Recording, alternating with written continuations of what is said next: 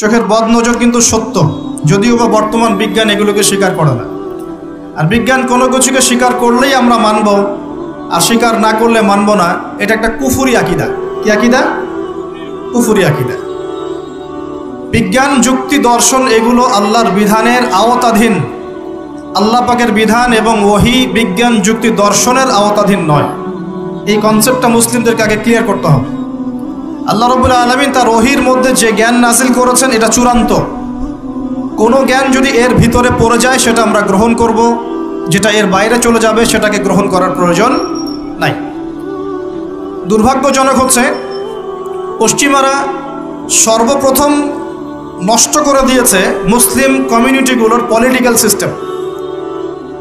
দ্বিতীয়ত ধ্বংস করেছে মুসলিম জাতিগুলোর সামাজিক ব্যবস্থা। তৃতীয়ত ধ্বংস করেছে মুসলিমদের কালচার, সংস্কৃতি। চতুর্থ ধ্বংস করেছে মুসলিমদের অর্থনীতি।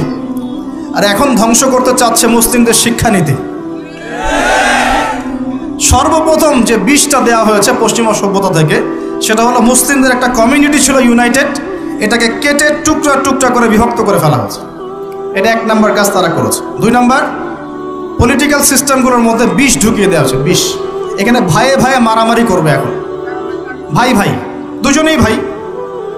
আচ্ছা, তিন নাম্বার করা হয়েছে কালচার। আমাদের যে কালচারগুলো আছে এই কালচারগুলোকে ধ্বংস করে দেওয়া হচ্ছে। পশ্চিমা কালচারে সব কিছুই চলছে, আমাদের চেহারা স্রোত থেকে শুরু করে আকীদা, আদর্শ, সব কিছুই, পরিবার, সব কিছুই। পশ্চিমা কালচার ছাড়া আমরা চলতে পারছি না। একটা বিয়ে হবে, সেই বিয়েতেও গিয়ে দেখবেন প্রথমে গায়রে মাহরাম, মাহরামের কোনো বাস বিচার নাই। যে যাকে পাচ্ছে হলুদ মাখাচ্ছে, ডিজে পার্টি হচ্ছে, ধুমধারাক্কা গান হচ্ছে। বিয়ে শুরুটাই হচ্ছে পশ্চিমা কালচার দিয়ে। প্রত্যেকটা সেক্টরে অর্থনীতি, আল্লাহ পাক ব্যবসা হালাল দিয়েছেন, আল্লাহ পাক দিয়েছেন যাকাত ভিত্তিক অর্থনৈতিক সিস্টেম, সাদাকা, ওসর, সাদাকাতুল ফিতর ইত্যাদি। এগুলো সব বাদ। এখন চলছে সুদ। কি চলছে? সুদ আর প্রতারণা, ঘুষ আর দুর্নীতি। এখানেও পশ্চিমা কালচার। আরেকটা কি? শিক্ষা। এখন শিক্ষার মধ্যেও আস্তে আস্তে সব পশ্চিমা কালচার ঢুকে দেওয়ার চেষ্টা করছে।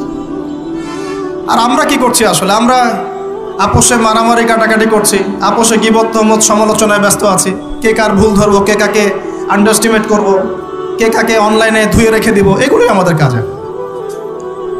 আল্লাহ পাক আমাদেরকে বুঝ দান করুন, বোধ শক্তি দান করুন। আল্লাহ পাক যেন আমাদেরকে বোঝার তৌফিক দেন কোরআন এবং সুন্নাহর মধ্যে যে জ্ঞানটা আছে এটাই চূড়ান্ত। এর বাইরে অনেক জ্ঞান থাকতে পারে, সেই জ্ঞান আমরা নিব না এমন নয়, সেই জ্ঞানও আমরা নিব, কিন্তু যখন সেটা কোরআন সুন্নাহর মানদণ্ডে টিকে যাবে তখন নিব। দেখা যায় কোরআন সুন্নাহর সাথে সাংঘর্ষিক, সেই জ্ঞানটা আমরা নিব না, সিম্পল। কারণ আমরা তো মুসলিম, অন্যদের পরকালীন কনসেপ্ট নাই, অন্যদের পরকালের হিসেব নিকাশের ভয় নাই, তাদের পরকালীন কোনো চেতনা নাই। কিন্তু আমাদের আছে না? আমাদেরকে মৃত্যুবরণ করতে হবে, কবরে সওয়াল জবাব দিতে হবে, আমাদের হাসর, মিজান, পুলসিরাত আমাদের সামনে অপেক্ষা করছে। আর আমরা চাই জান্নাতে যেতে। কোথায় যেতে? জান্নাতে যেতে। তাহলে আমাদেরকে তো 8-10টা মানুষের মতো চিন্তা করলে হবে না, হবে? অতএব জীবনের প্রতিটা ক্ষেত্র আল্লাহ পাকের ওহীর বিধানে যে চলবে, ইনশাআল্লাহ সে সফল, দুনিয়াতেও সফল, পরকালেও সফল ইনশাআল্লাহ। আর আমরা ইসলাম কারো উপর জোর করে চাপিয়ে দিব না। দিব? ইসলামের মধ্যে জোর জবরদস্তি নাই। লা ইকরাহা ফিদ্দিন, দ্বীনের মধ্যে কোনো জোর জবরদস্তি নাই। সত্য মিথ্যাকে স্পষ্ট করে উপস্থাপন করতে হবে। যার মনের মধ্যে আল্লাহ পাক হেদায়েত দিবেন সে সত্যের পথে চলে আসবে ইনশাআল্লাহ। যাকে আল্লাহ পাক হেদায়েত দিবেন না, তাকে আপনি হাজার দিন বোঝালেও সে সত্য গ্রহণ করবে না।